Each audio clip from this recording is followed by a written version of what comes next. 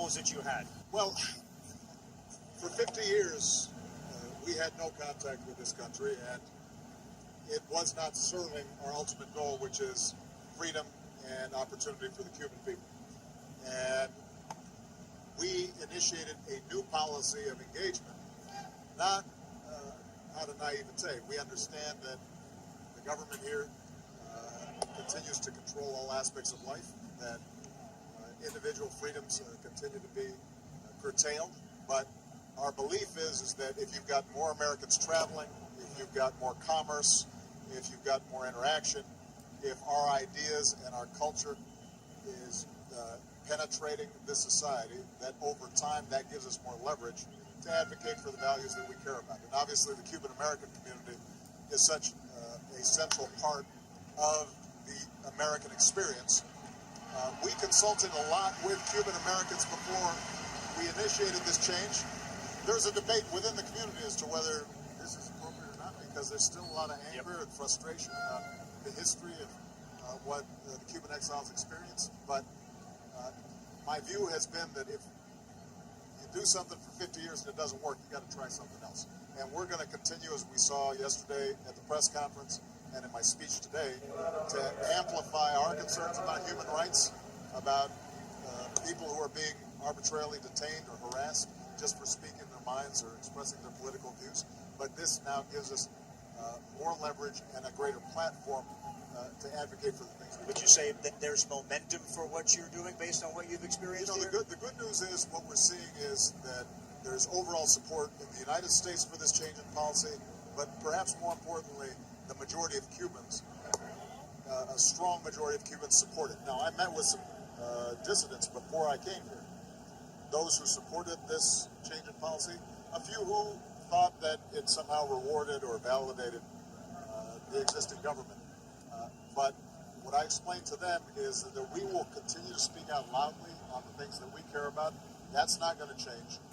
But isolation had, in some ways, empowered those who didn't want to see change, because essentially they were in a position to blame all the problems that they had here on the United States, and we could not do what I did today, which is speak to the entire Cuban population and talk about the values that America cares about and the extraordinary success that Cuban Americans have had when they have freedom of speech, freedom of religion, the ability to start their own businesses and so forth. Mr. President, I'm a first-generation Cuban American, raised in You like it? 72 hours with my family that has never left Cuba. They're here. They had their children contemporary with my age, 46. What do you tell them and their children about having hope for the future? I think our goal is that if, as a consequence of the changes in policy, you start seeing small businesses emerge, and you're starting to see people being able to drive their own car or open up their own barbershop and get their own income. If we start seeing more American tourists coming, if we continue to see the remittances, meaning the cash that Cuban Americans earn, being able to send it back to their families, then over time, your families here, other families, they can start building their own small nest eggs. Maybe they can start a business. We're going to continue to put pressure so that people now can be hired not through the government but on their own. And by creating those pockets of freedom and opportunity, over time, changing attitudes start beginning to happen. And people start thinking, you know what, I don't have to risk traveling to Miami in order to succeed. Potentially, I can succeed here. And the more we can create these pockets of opportunity and hope here, when you see the incredible talent and skill and innovation of the Cuban people, I have no doubt that eventually change is going to come. Well, Mr. President, full disclosure, I played for the Chicago Cubs. You know what? I like the Chicago connection, and when we're in Cuba, Cubs, White Sox, it doesn't matter. Well, speaking of social change, Mr. President, Jackie Robinson's legacy. You made a personal commitment bringing in Rachel Robinson, Sharon Robinson, the family here for this moment, this special connection.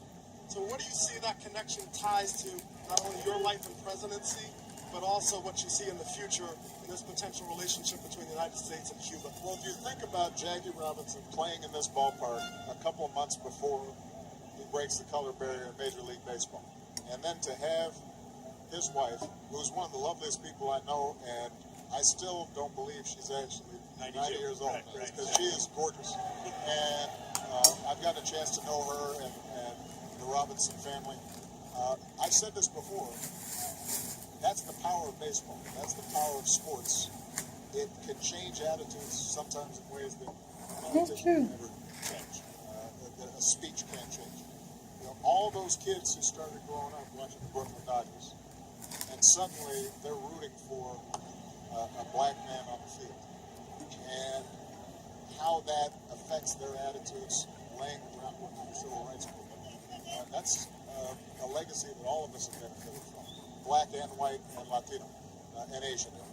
Because what it did was it taught America that it's the skills, it's the talent, it's the character, and not the color that matters.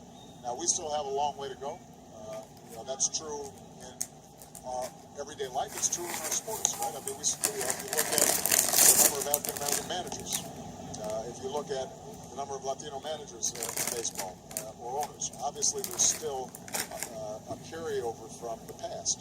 But the thing that I emphasized in the speech today to the Cuban people, and the thing that we can be so proud of as Americans, is not that we're perfect, but that we have the capacity to change. And Jackie Robinson represents the very best of that change. Given what happened today, was there ever any consideration to not coming to the game today? And it's clear that you're enjoying the game. Your wife in particular seems to be really enjoying the game as a baseball fan. Well, she was upset about a couple of these... Great catch in center field didn't sit well. She liked the catch. A couple of the calls, right? A couple of the calls. I noticed the strike zone's a little wide so far, at least on the other side. But you always have a little home field advantage. That's the Chicago in you, right? Yeah, absolutely. It's always a challenge when you have a terrorist attack anywhere in the world, particularly in this age of 24.